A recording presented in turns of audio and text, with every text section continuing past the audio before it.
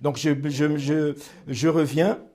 Donc, je parlais de la peur naturelle, la peur démoniaque.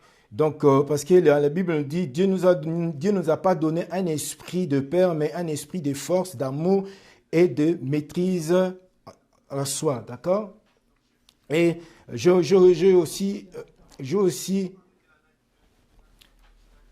aussi ajouté qu'il y avait aussi une autre crainte, donc, ou la peur, donc c'est la peur religieuse. Donc on veut faire des choses, mais on a peur, on veut faire des choses, vraiment c'est que Dieu demande, mais on a peur parce que des personnes, ils ont dit ça et autre chose. Donc du coup, on a peur, c'est ce que Dieu c'est Dieu qui disait aux Israélites, qui les reprochait que il les a enfin ils l'honoraient par leurs lèvres et le cœur était éloigné de lui. Donc on voit qu'il a dit aussi que la crainte de Dieu donc était un commandement d'homme. Donc c'est là qu'on voit que c'est une crainte religieuse, c'est une crainte qui touche pas le cœur. Donc voilà, et après je dis qu'il y avait une autre sorte de crainte ou peur, c'est la peur d'homme. La Bible nous dit que la peur d'homme, c'est un piège. Donc voilà toutes ces sortes de craintes n'est pas la vraie crainte. Parce que, premièrement, toutes ces craintes-là ne nous poussent pas à obéir Dieu. Toutes ces craintes-là ne nous donnent pas la paix en nous, dans notre cœur. Donc voilà. Et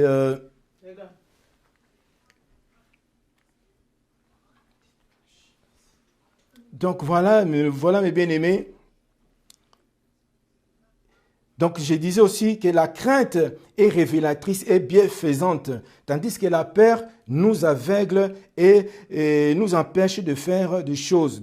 Tandis que la crainte de l'Éternel n'est pas la peur qui est une émotion naturelle. Et la Bible nous donne un autre sens de la crainte. Et le mot qui est relatif à la crainte biblique, on peut l'utiliser, peut-être on peut utiliser le mot respect, mais qui n'est pas vraiment puissant, ou révérence. Donc voilà, tous ces deux mots n'est pas vraiment puissant comme la crainte biblique nous le montre. Mais comme vous savez bien que la Bible a été écrite en hébreu, donc du coup, ces mots-là hébreu n'est pas la même force que les mots qu'on utilise, que je vais utiliser, le respect ou la révérence. Donc voilà, on va lire pour bien comprendre, on va lire la parole du Seigneur dans Exode 20, chapitre 20.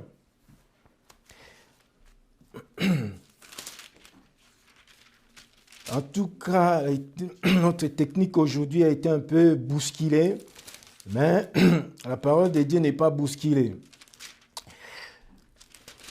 Donc, Exode 20, à partir du verset 18. Tout le peuple attendait les tonnerres et les sons de la trompette. Il voyait les flammes de la montagne fumante. À ces spectacles, le peuple tremblait et se tenait dans l'éloignement. Ils dirent à Moïse, parle-nous toi-même et nous écouterons, mais que Dieu ne nous parle point de peur que nous ne mourions. Moïse dit au peuple, ne vous effrayez pas, car c'est pour vous mettre à l'épreuve que Dieu est venu, et c'est pour que nous ayons sa crainte devant les yeux, afin que vous ne péchiez point.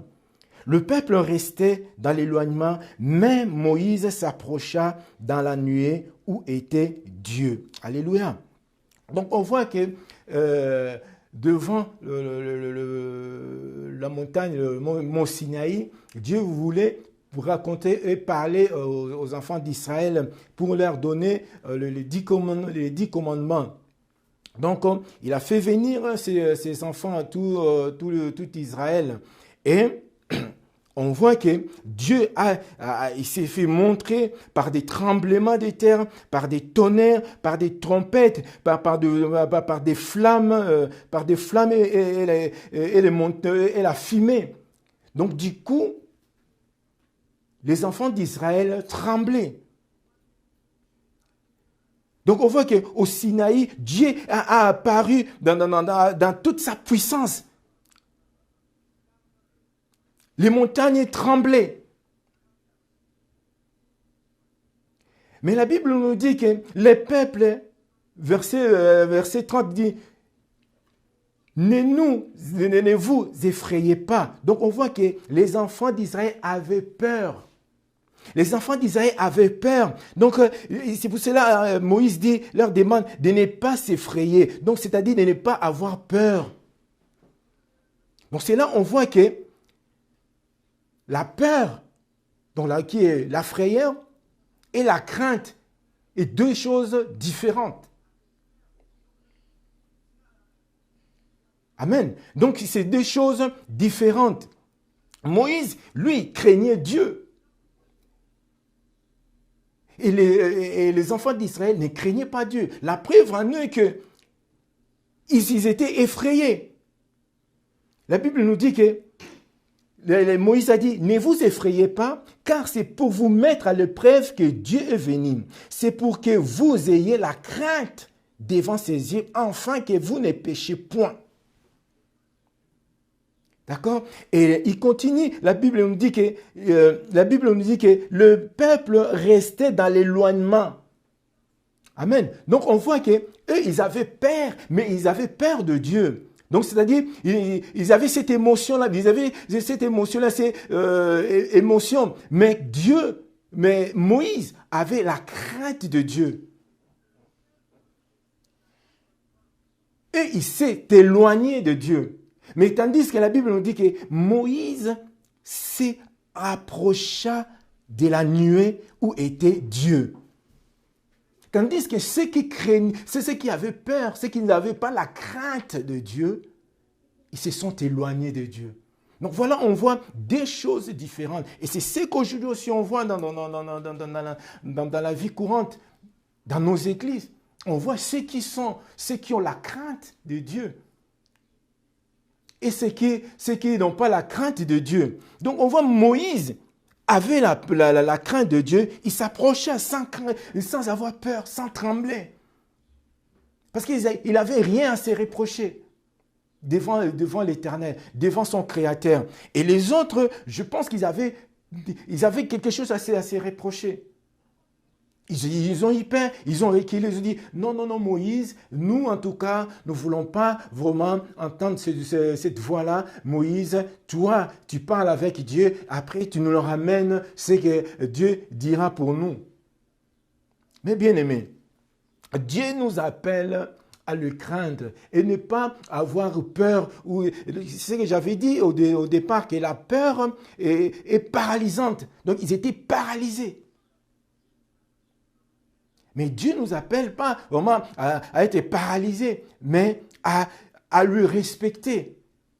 D'accord? À lui respecter. Et là, on voit, mes bien-aimés, que quand Dieu se révèle, quand Dieu se montre avec toute sa gloire, mes bien-aimés, et c'est là on voit qu'est-ce qui est caché dans nos cœurs. C'est ce que Moïse dit. Il dit, c'est pour vous mettre en épreuve que Dieu est venu. C'est pour que vous ayez la crainte devant ses yeux, afin que vous ne péchiez plus. Donc, lorsqu'on a ce respect-là, lorsqu'on a cette vraie crainte, cela nous éloigne du péché. Mais aujourd'hui, mes bien-aimés, quand on regarde les églises en général, on voit vraiment, c'est le contraire, il n'y a pas la crainte de Dieu. Que ce soit les hommes de Dieu, que ce soit les fidèles, tous n'ont pas la crainte de Dieu. Et pourtant, notre Dieu, il est le même hier, aujourd'hui et éternellement. Et Dieu ne change pas. Pour bien aussi encore comprendre, nous allons voir aussi l'histoire de Jonas. L'histoire de Jonas. Jonas, chapitre 1. Donc nous connaissons bien que Jonas, Dieu lui a dit d'aller vraiment, d'amener le message afin que amener un message de la repentance. Mais Jonas n'a pas pu accepter d'y aller. Il ne voulait pas aller à Ninive. Et je ne sais pas pourquoi, soit par crainte ou parce qu'il n'aimait pas ce peuple-là. Il est parti, la Bible nous dit qu'il est parti il a payé son billet pour aller à Ninive, pour aller à Tarsis. Et il a pris son bateau comme d'habitude. À l'époque, ils prenaient leur navire. Il a pris le bateau. Et qu'est-ce qui s'est passé, mes bien-aimés? Il y a eu un vent.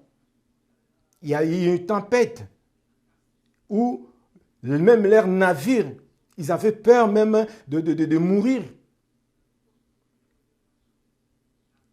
Et que dit la Bible? Jonas 1, à partir du verset...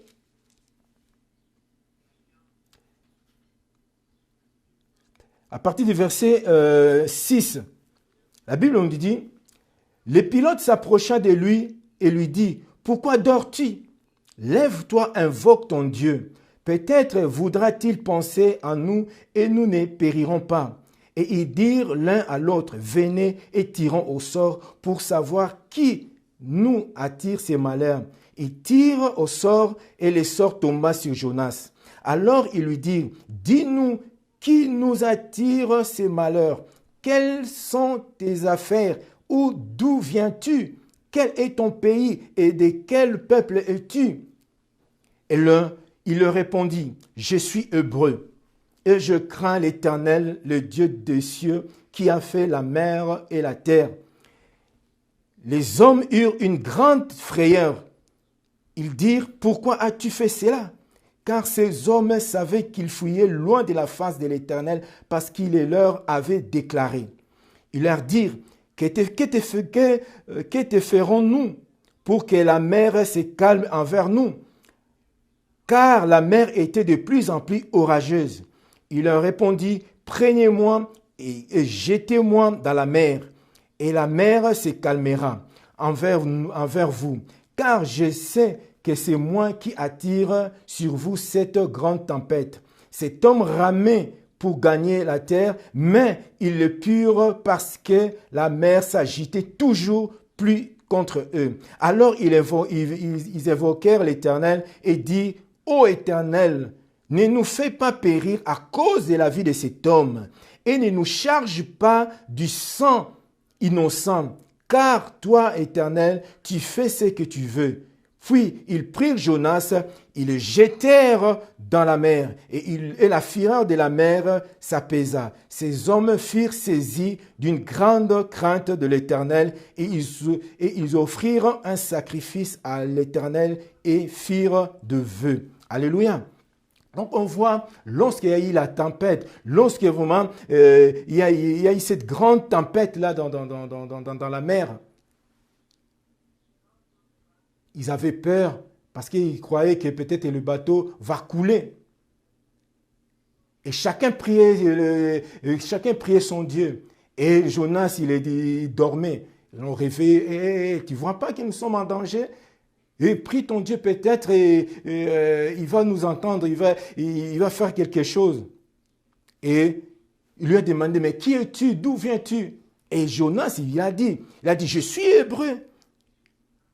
Et je crains, le verset 9, il dit, je crains l'Éternel, le Dieu des cieux, qui a fait la mer et la terre. Et la Bible nous dit que ces hommes-là, ils ont eu frayé, une grande frayeur, ils ont tremblé.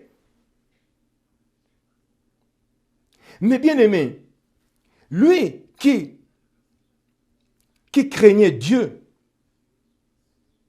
Mais si il craignait Dieu, il n'allait pas désobéir au Seigneur, à son Dieu. Donc on voit aussi la crainte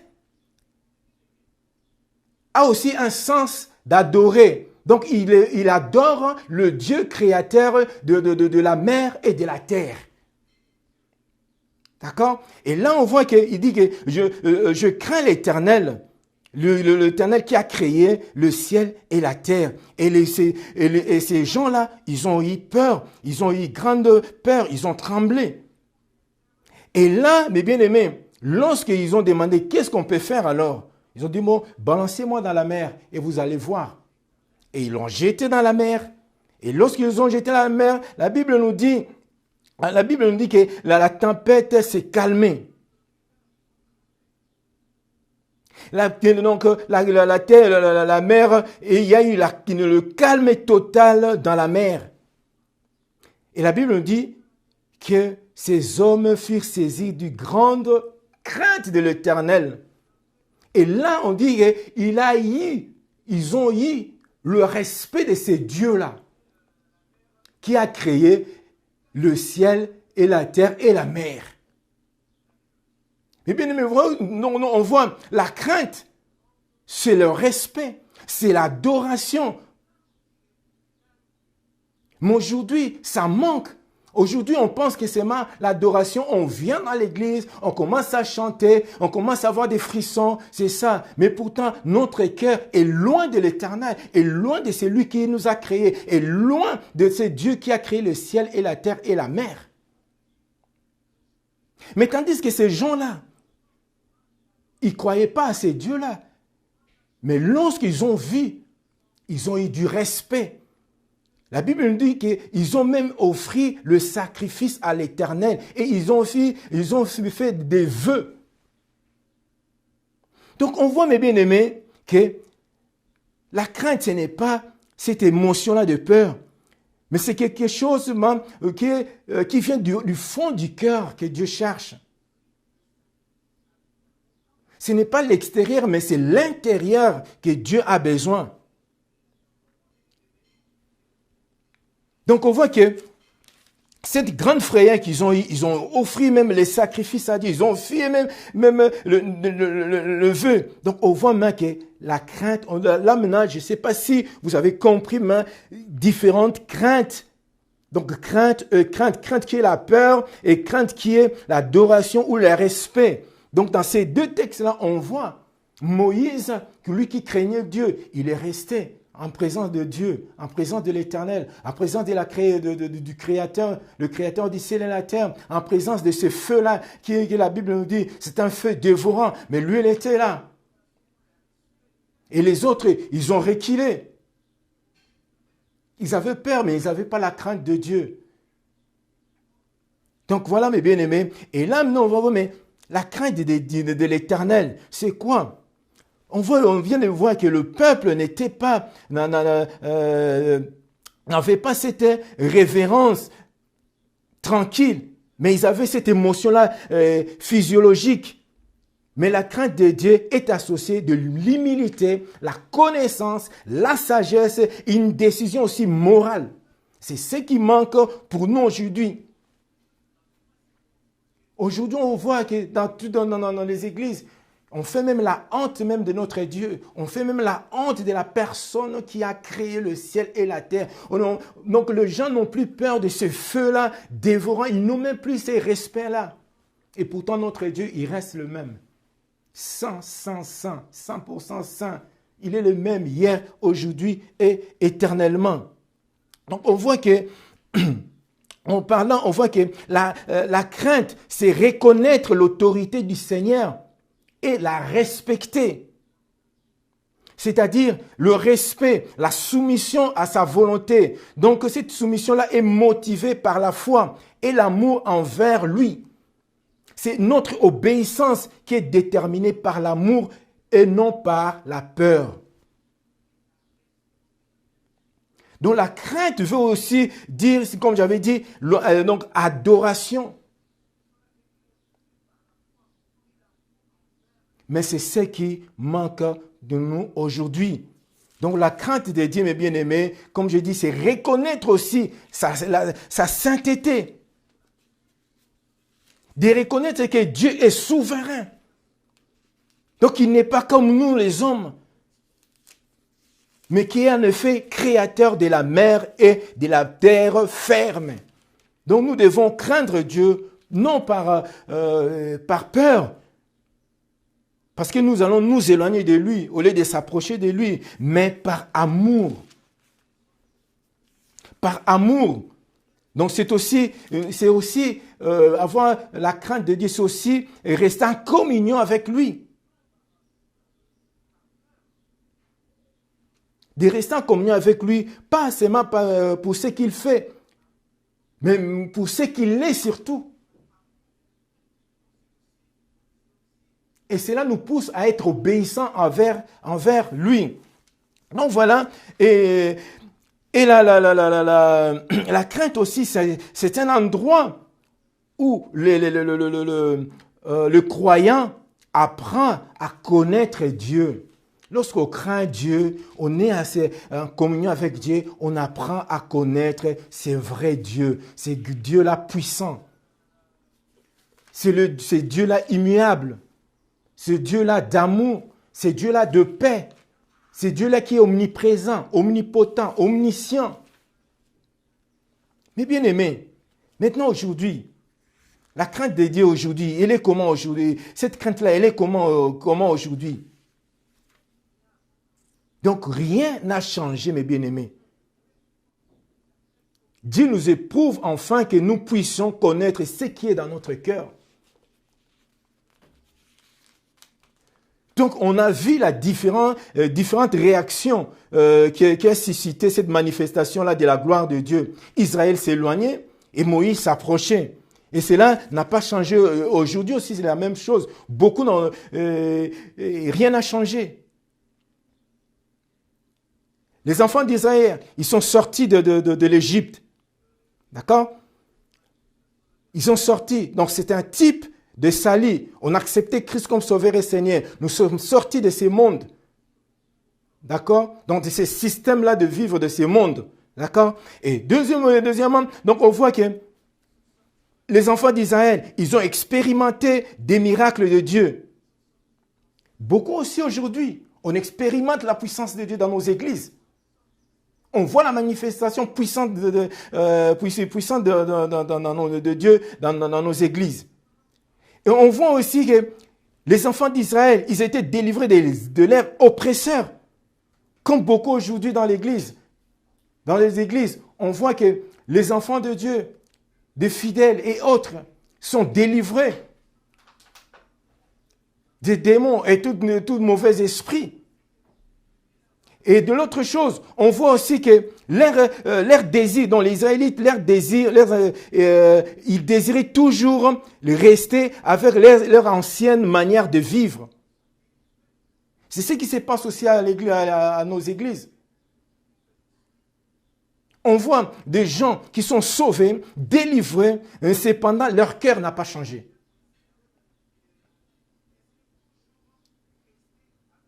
Donc leur cœur est toujours est resté toujours dans le système-là de ces mondes.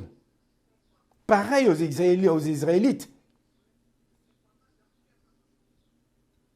Donc on voit que nous aussi, nous étions délivrés. Mais notre cœur n'a pas changé. On n'a pas abandonné notre ancienne manière de vivre. Les Israélites, ils ont expérimenté aussi ils ont expérimenté la richesse que Dieu les a donnée. Parce que la Bible nous montre que quand ils sont sortis avec de l'or et de l'argent. Ils étaient riches. Donc ils ont expérimenté cette richesse-là abondante de Dieu envers eux. Mais avec cette richesse-là, ils se sont servis de cette bénédiction-là pour façonner l'idole. Parce qu'ils avaient fait l'idole à partir de leur richesse, de leur bénédiction que Dieu les a donnée. Ils ont fait l'idole. Pareil aussi aujourd'hui. Dieu nous bénit, Dieu te bénit. Peut-être financièrement, matériellement. Mais qu'est-ce qui se passe? Notre amour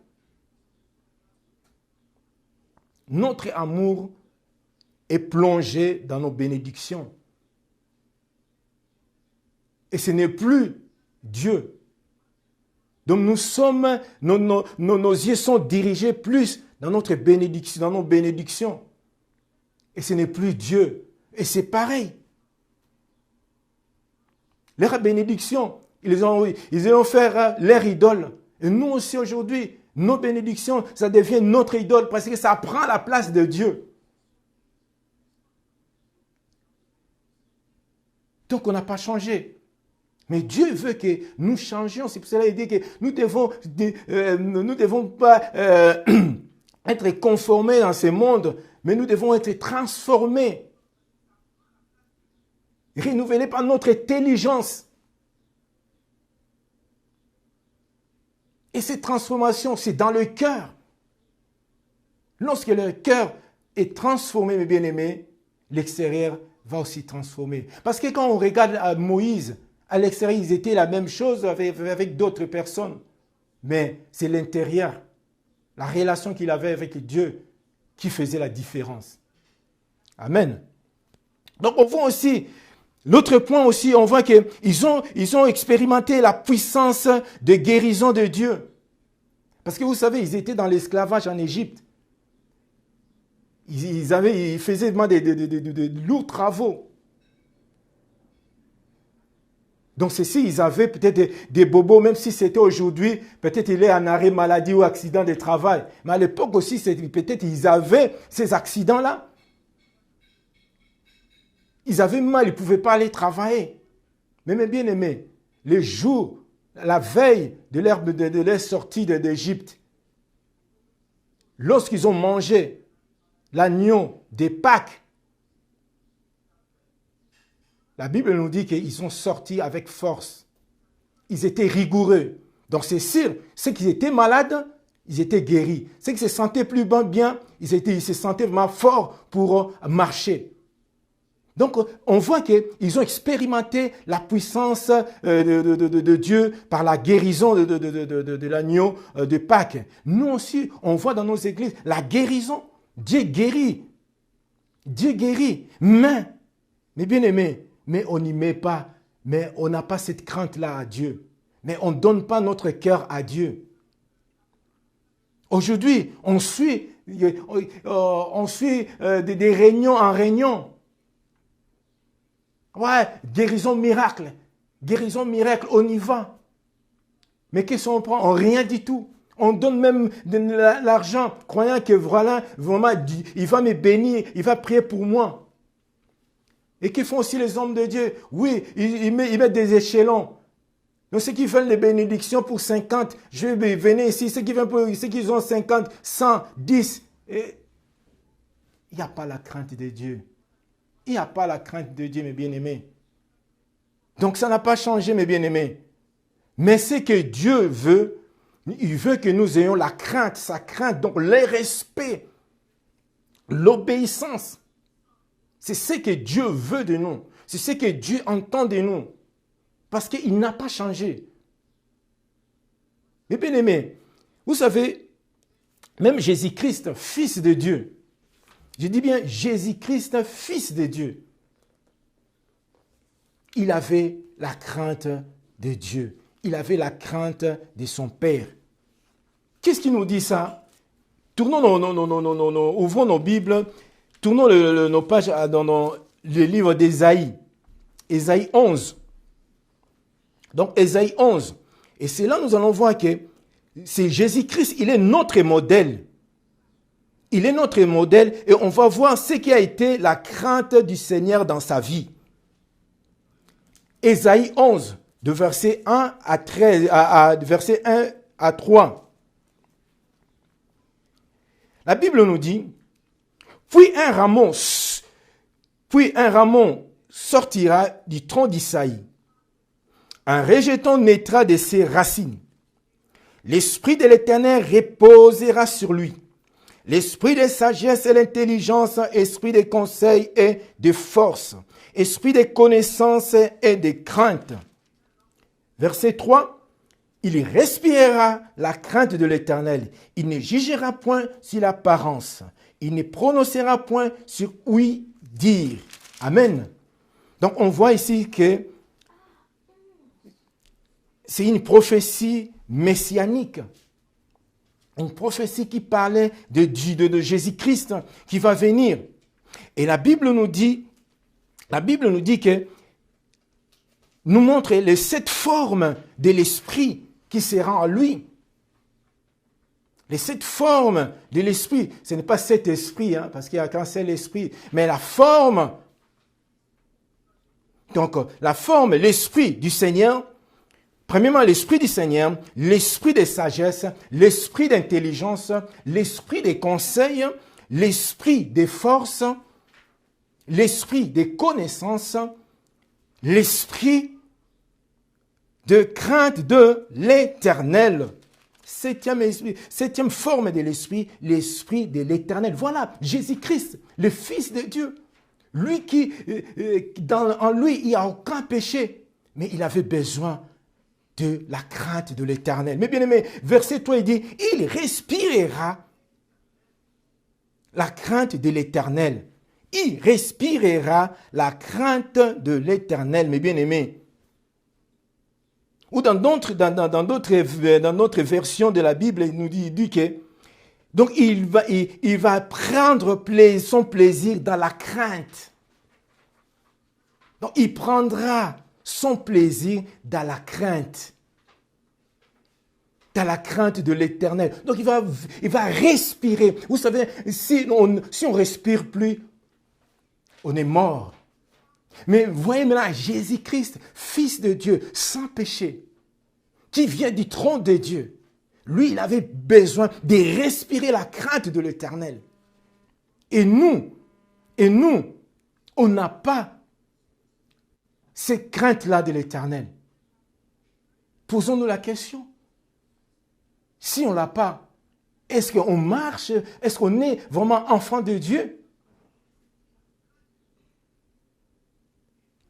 Donc si Jésus avait besoin de cette crainte-là et que le Saint-Esprit a jugé utile de la lui communiquer, lui qui était fils sans péché, comme dit, qui avait la nature divine, alors combien plus forte raison que vous et moi avons besoin de la crainte de l'Éternel.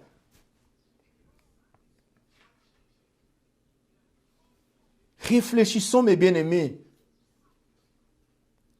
Nous devons remettre la crainte de l'Éternel dans nos vies, mes bien-aimés. Nous devons avoir la crainte de l'Éternel dans nos vies, mes bien-aimés. Alléluia.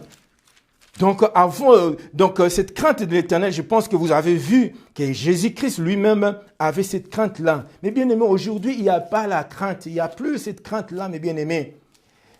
Même à l'époque, mes bien-aimés, Dieu, lorsqu'il y avait la gloire de Dieu, le jugement était dur.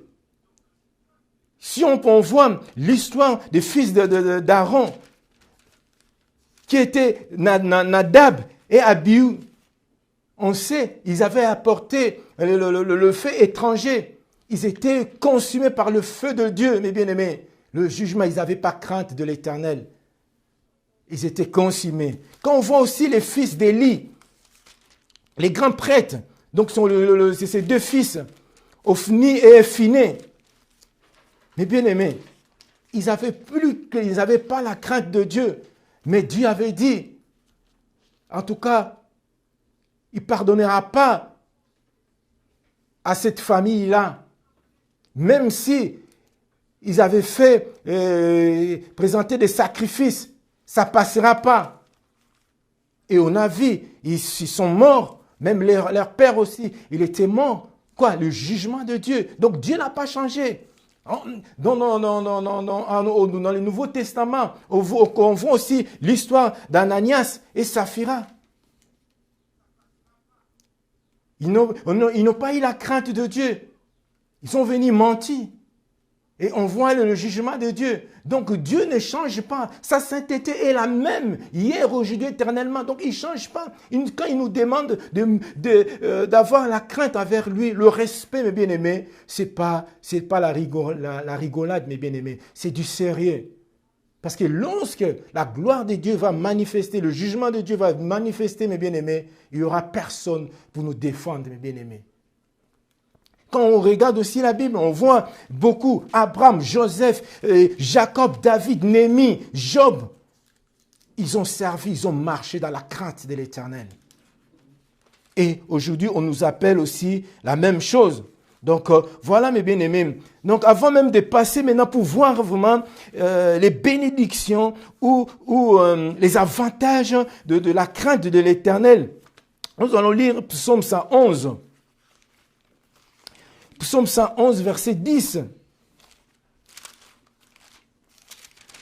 Psaume 111, verset 10.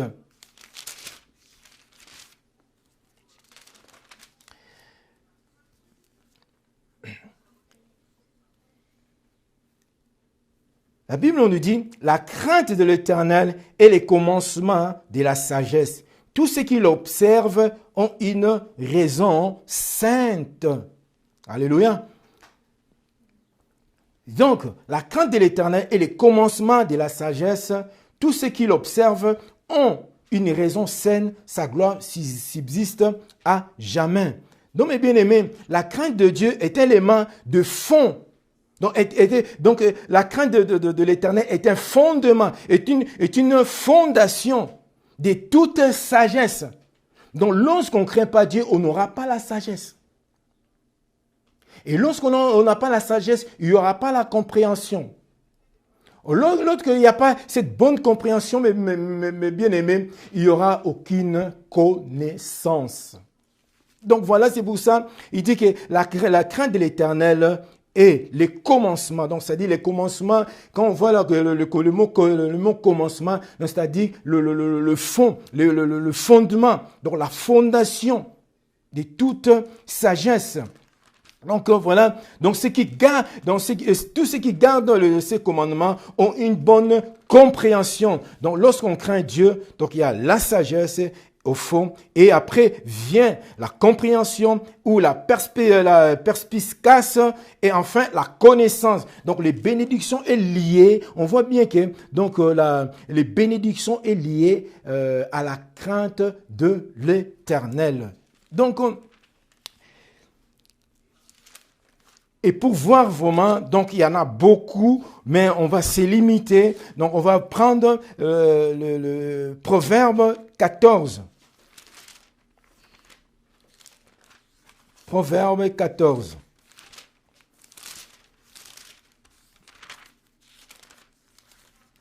Proverbe 14. Proverbe 14 à partir du verset 26 au 27, il est écrit, « Celui qui craint l'Éternel possède un appui ferme, et ses enfants ont un refuge auprès de lui. La crainte de l'Éternel est une source de vie, pour détourner des pièges de la mort. » Alléluia. Donc, la Bible nous dit, celui qui craint l'Éternel possède un appui ferme et ses enfants ont un refuge auprès de lui. La crainte de l'Éternel est une source de vie pour détourner des pièges de la mort. Dans Proverbe 14, 26 à 27. Donc, là, on voit 4 avantages. On voit déjà 4 avantages pour ceux qui craignent l'Éternel. D'accord? Donc, on parle premièrement, la crainte éternelle nous donne une grande confiance. D'accord? Donc, celui qui craint l'Éternel possède un appui ferme. Donc, c'est-à-dire, nous avons une grande confiance. Donc, cela signifie que nous, la crainte de l'Éternel nous délivre de toute crainte mauvaise ou négative. nous délivre de nos soucis, de nos inquiétudes. C'est pour cela qu'il dit que donc, nous possédons un appui ferme. Donc nous avons vraiment une confiance, une grande confiance. Lorsqu'on a la crainte de Dieu, donc cela nous donne une grande confiance à ce Dieu-là qui est puissant, qui est omniprésent, omnipotent, omniscient. Un Dieu qui pourvoit à tous les besoins de ses enfants. Et deuxièmement, donc du coup, nos soucis et nos inquiétudes, il n'y aura plus ces choses-là. D'accord? Et deuxièmement, les enfants de Dieu, il dit, ces enfants ont un refuge auprès de lui. Donc les enfants de Dieu ont un lieu de refuge, ont un lieu sûr. Donc nous sommes dirigés à un lieu de sécurité. Donc lorsqu'on craint Dieu, mais mes bien-aimés, on a vraiment, mes bien-aimés, on est dans la sécurité totale. Aujourd'hui, qui va me dire qu'il ne cherche pas la sécurité? À la maison, on a le truc de sécurité, d'alarme au cas où si le voleur vient, ça sonne. Donc dans notre travail, on cherche toujours la sécurité. Pour nos santé, on cherche toujours la sécurité. Même pour nos retraites, on cherche toujours à avoir une bonne sécurité pour nos retraites. Même pour nos placements d'argent, on cherche toujours un placement de sécurité. Mais pourtant, ce système-là peut aussi jouer. Aujourd'hui, on voit même l'économie, comment a été basculée. On cherche la sécurité. Mais la vraie sécurité, la Bible nous dit, on peut l'avoir en craignant Dieu. Amen. Donc on voit que la vraie sécurité vient de Dieu. Donc il faut passer par la crainte. Donc la vraie sécurité ne dépend pas des matériels ou de finances, mais la clé de tout cela, c'est la crainte de l'Éternel. Et l'autre point, troisième point, nous dit la crainte de Dieu. La crainte de Dieu est une source de vie. La crainte de Dieu est une source de vie. Donc la crainte de Dieu est une fontaine. Quand on parle de source ou une fontaine, c'est quelque chose qui coule continuellement. On connaît ici, je parle vraiment visiter pour voir des sources, mais au pays, nous connaissons tous des sources. On voit que ça coule, ça coule, ça coule, ça coule. Ils sont dans des fontaines, on voit des fontaines, ça coule. Il n'y a rien qui l'arrête. D'accord? Donc, il n'y a rien. Donc, elle est continuelle. Donc, il n'est pas mesuré, ni rationné. Elle est libre. Elle coule tout simplement. Donc, lorsqu'on a la crainte de Dieu, on a cette vie-là qui coule, qui continue, qui est continuelle, qui n'est pas rationnée ou mesurée, mais elle coule tout doucement. Et cette vraie vie-là, nous devons seulement le trouver dans la crainte de l'Éternel. Il n'y a pas un autre moyen, il n'y a pas d'autre clé pour une bonne vie, mes bien-aimés. C'est seulement lorsqu'on craint l'Éternel. Et quatrième point nous dit, la crainte du Seigneur nous garde de pièges. Donc pour nous détourner des pièges de la mort. Donc la crainte de l'Éternel nous garde de pièges qui pourraient nous retenir ou nous détruire. D'accord? Contre même la mort physique ou même la mort spirituelle. D'accord? Donc nous savons bien que nous sommes dans un monde là où donc tout est permis. Tout est permis. Et pour vraiment qu'on saute contre le piège mis par nos ennemis. Nous devons avoir crainte à l'Éternel. Si nous voulons vraiment que tous ces pièges-là soient déjoués, nous devons avoir, la clé c'est la crainte de Dieu. Donc on voit que tous les pièges qui nous amèneraient à la mort, ou à la mort, même la mort physique ou spirituelle, notre seul chemin, c'est la crainte de l'Éternel. Notre chemin dans ce monde est jonché, comme j'avais dit, des pièges. Et la crainte de l'Éternel peut nous en protéger. D'accord? Donc, nous avons beaucoup de promesses. Et ces promesses-là, ils sont irrévocables de Dieu. Si nous craignons son nom, nous serons bénis. Notre Dieu est immuable. La crainte de l'Éternel jette toute crainte de nos vies. Donc nous aurons plus de soucis, jamais de maladies ou d'incertitudes. Pourquoi? Parce que nous craignons Dieu et Dieu prend soin de nous. Est-ce qu'aujourd'hui, mes bien-aimés, est-ce que nous craignons Dieu? Quelle est notre passion aujourd'hui pour Dieu? Quelle est notre passion aujourd'hui pour Dieu? Donc la crainte, mes bien-aimés, ne se limite pas au respect, à la révérence que nous lui devons. Même d'ailleurs, la Bible nous dit que nous devons trembler même devant sa parole, devant sa présence.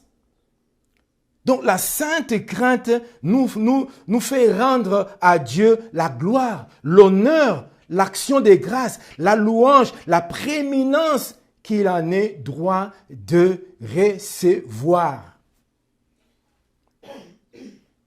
Donc nous devons nous conduire, mes bien-aimés, dans la crainte de Dieu. Nous devons vraiment marcher dans la crainte de Dieu. Même apôtre Pierre nous les donne, nous avertit. Il nous avertit, il dit que nous devons marcher dans la crainte. Parce que lui, il avait vu le jugement qui a été tombé sur Ananias et Saphira. Et aujourd'hui, lui qui était témoin à ce jugement de Dieu envers eux, aujourd'hui, ils nous avertissent dans 1 Pierre chapitre 1, versets 15 à 17.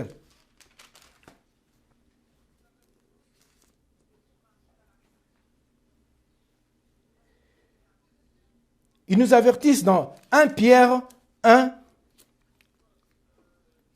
à partir du verset 15 jusqu'à 17. Il dit, mais celui qui vous a appelé est saint. Alléluia. Vous aussi soyez saints dans toute votre conduite. Selon qu'il est écrit, vous serez saints car je suis saint. Et si vous invoquez comme Père celui qui juge selon l'œuvre de chacun, sans acceptation de personne, conduisez-vous avec crainte pendant le temps de votre pèlerinage. Il dit bien, conduisez-vous avec crainte pendant le temps de votre pèlerinage.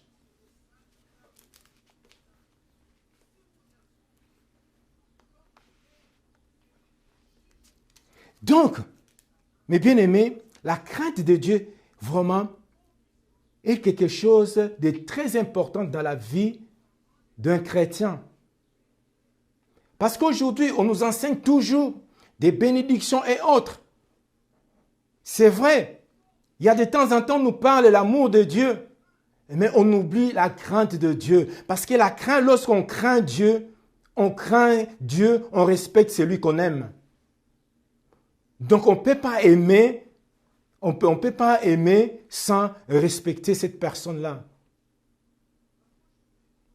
Donc la crainte, mes bien-aimés, n'est pas une loi, mais c'est un véritable changement de cœur. C'est un changement de cœur qui vient de plus profond de celui qui a connu et qui a raconté la sainteté de Dieu. Parce que beaucoup croient que nous sommes à la nouvelle alliance avec Jésus-Christ. Nous sommes période de l'alliance, nous sommes une nouvelle alliance, nous sommes période de la grâce. Mais apôtre Paul et apôtre Pierre nous dit de marcher dans la crainte de Dieu pendant que nous sommes dans la pèlerinage, pendant que nous sommes dans ces mondes, pendant que nous sommes en vie dans ces mondes, mes bien-aimés, marchons dans la crainte de l'Éternel. Donc ce n'est pas quelque chose de l'ancien temps.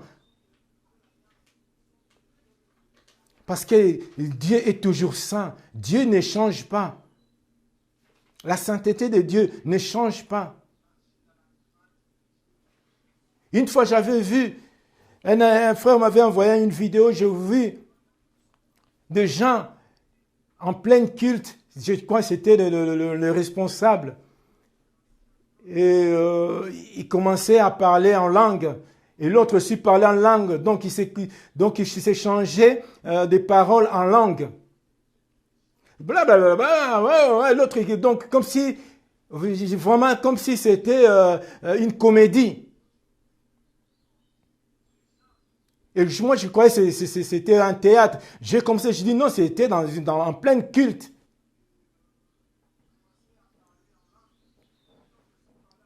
Et à la fin, j'ai vu tout le peuple commençait à acclamer. Waouh!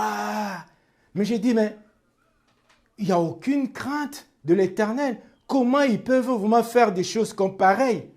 Donc l'autre, il parlait blablabla, et l'autre, c'est comme si, donc il s'est changé de paroles. Et quand je regarde la Bible me dit que non. Quand quelqu'un parle la langue, et les autres doivent se taire, et aussi, c'est pas se taire. Donc il faut y ait quelqu'un qui va interpréter. Mais je n'avais pas vu qui avait interprété ce changement de paroles entre eux. Et à la fin, tout le monde, papa, ouais. Oui, je ne sais pas, est-ce qu'il y avait de l'onction de Dieu à l'intérieur? Non. C'était comme si les gens, ils étaient dans une salle de théâtre. Où est la crainte de l'Éternel aujourd'hui?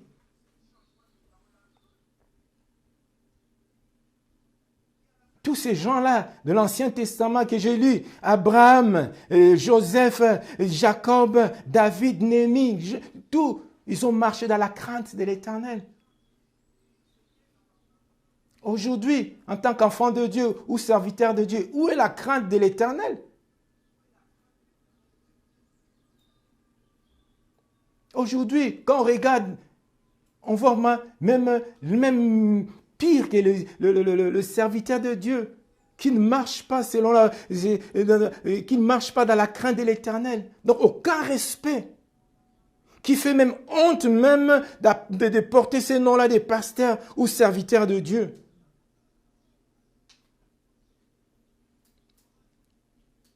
Mais il y aura un jour où la gloire de Dieu va se manifester, où sa justice et son jugement va descendre, mes bien-aimés. Et c'est là où on va voir qu'est-ce qui était dans leur cœur. Mes bien-aimés, marchons dans la crainte pendant les temps de notre pèlerinage, mes bien-aimés. Et que vraiment, que la crainte, c'est pas avoir cette émotion-là, mais la crainte doit nous transformer le cœur, pas à l'extérieur, mais à l'intérieur. Lorsque à l'intérieur sera changé, l'extérieur aussi sera changé. Il y aura un impact à l'extérieur. Donc, c'est-à-dire nos comportements vont changer. Nos comportements, ce sera pour la gloire de notre Dieu. Et ça montrera que nous craignons réellement Dieu. Donc, changeons. Vraiment, que notre yeux tourne vers la crainte de l'Éternel.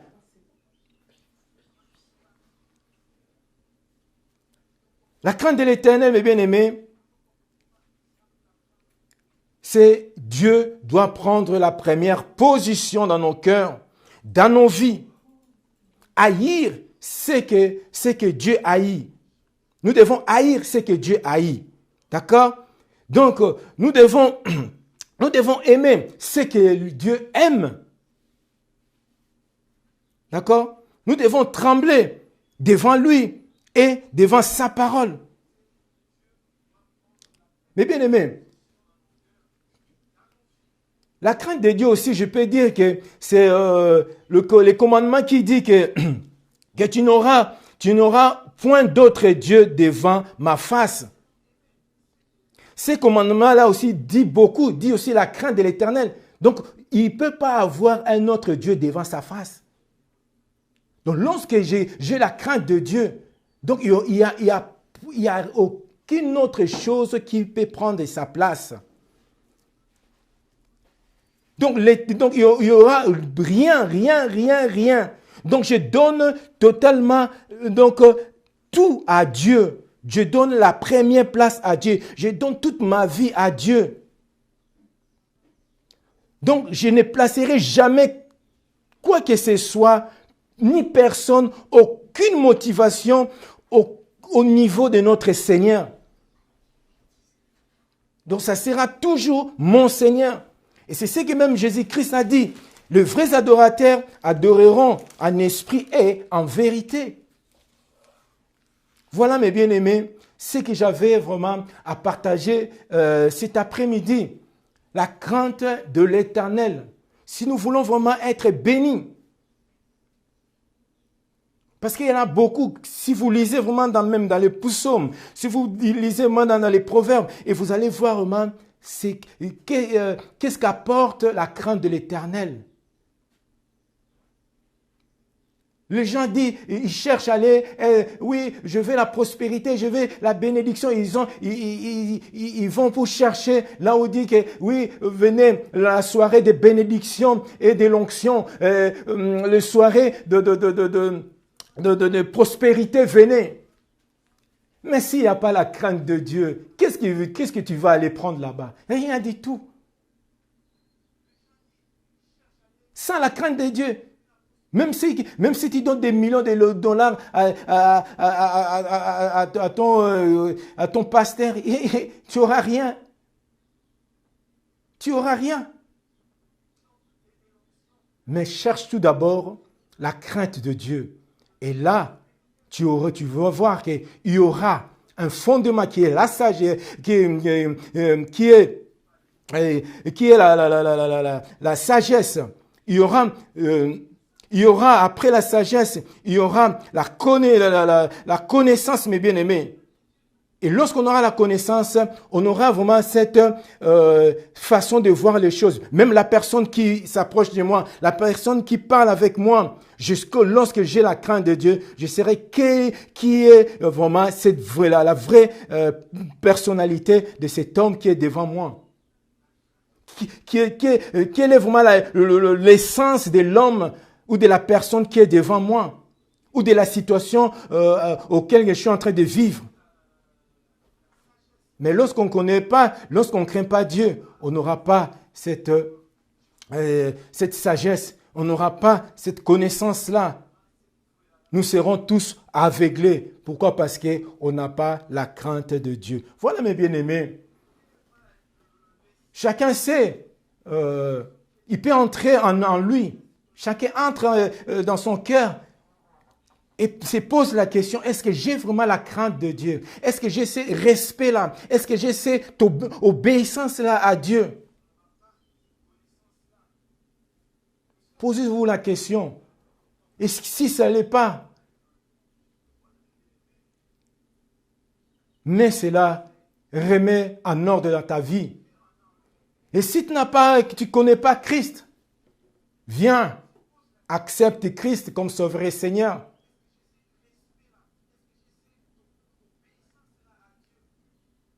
Et Christ, le Saint-Esprit viendra et te conduira et t'apprendra la crainte de l'Éternel. Et tu grandiras dans ton église, tu grandiras dans le corps du Christ. et restons calmes et prions. Chacun prie selon son état spirituel devant Dieu.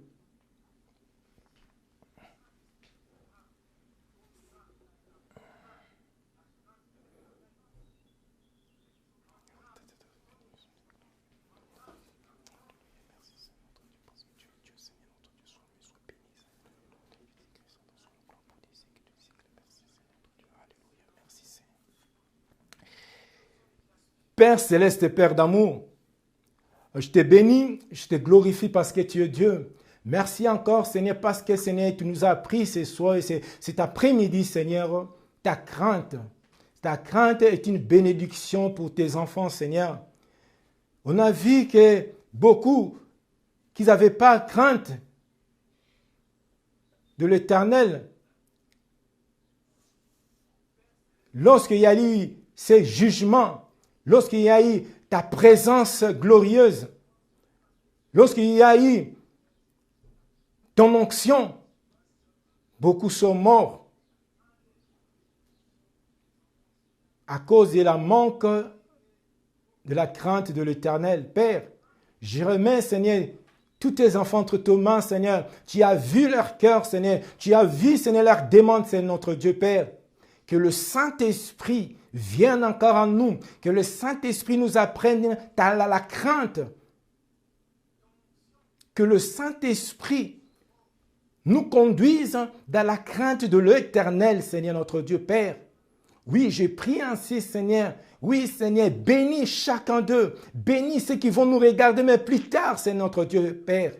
Bénis-les, enfin que, Seigneur, qu'ils soient vraiment dans la tranquillité, dans la paix, comme la Bible nous a montré que ta crainte amène la paix, que la crainte amène la sécurité, que la paix amène la confiance. Seigneur, je remets tout ton peuple entre tes mains, Seigneur. Que chacun soit conscient que la crainte est plus importante, Seigneur. Non seulement l'amour, mais l'amour et la crainte de l'Éternel est très important pour nous, Seigneur. Merci pour tout, Seigneur. Je prie ainsi, Seigneur, dans le nom de Jésus-Christ et à l'aide du Saint-Esprit. Amen. Amen. Amen.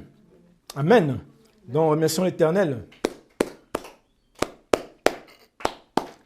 En tout cas, veuillez mes excuses, je présente mes excuses pour tous ces gênes occasionnés là. Donc, il y a eu des problèmes soit de caméra. Après, il y a eu un problème avec la boîte de son. Donc, voilà, c'est pour ça il y a eu un petit souci, quoi. Donc voilà, mais là on a essayé d'arranger. J'espère que tout le monde a été béni par cette parole. En tout cas, que Dieu vous bénisse. Et nous, l'Église aussi présente les condoléances à notre maman, la maman de notre pays, de nos frères qui habitent à Saint-Denis. Donc voilà, en tout cas, nos condoléances. Et nous sommes tous vraiment attristés de cela. Et nous sommes derrière vous. Et donc c'est la sœur Kéké. Donc nous sommes là et nous sommes derrière vous. Et je présente aussi mes condoléances à notre pasteur, notre pasteur Nsilou. Donc, nos condoléances et Dieu vraiment vous donne tous vraiment la force de passer ces moments si difficiles, donc de passer cela avec courage et avec force. Donc voilà, mes bien-aimés, en tout cas, il n'y a plus qu'à vous dire bon après-midi et ceux qui vont rentrer demain au boulot, et bon courage. Et que Dieu vraiment nous accompagne pour la journée de lundi. Que Dieu vous bénisse. Voilà. Et au revoir.